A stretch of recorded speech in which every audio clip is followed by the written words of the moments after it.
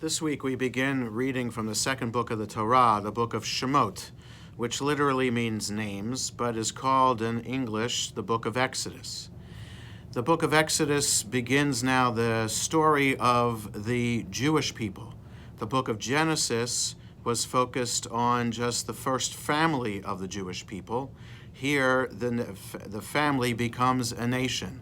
70 people have come down to Egypt, of part of Jacob's family, and they have quickly, within the first verses, expanded and flourished in the land, but as slaves to Pharaoh in Egypt. Though the focus of the book of Exodus is really on the Jewish people itself and literally the beginning of the people of Israel, there is reason to compare the beginning of the book of Exodus to the beginning of the book of Genesis, to understand that the beginning of the book of Genesis brings to us an understanding of the creation of the world itself. And God sets out a plan for how the world is to survive, what the role of humanity is in relationship to all other creatures, and what are basic ways in which everyone interacts in the world. In the book of Exodus, the test is how can we live by the values that we have learned?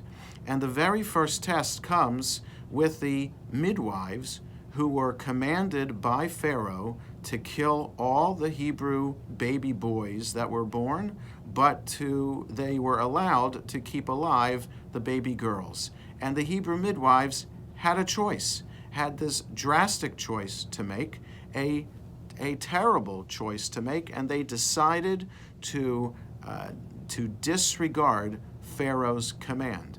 We also have in this portion the choice of Yocheved and Amram to save their son Moses and put him in a basket. We have the choice of Pharaoh's daughter, what to do with this obvious Hebrew child that she finds in the Nile. We have the choice of Moses as he sees the burning bush in front of him to listen to God's voice or to walk away, to take upon himself the mission that God is giving him to do and commanding him to do, or to lead the people out of Egypt and to confront Pharaoh, or to walk away.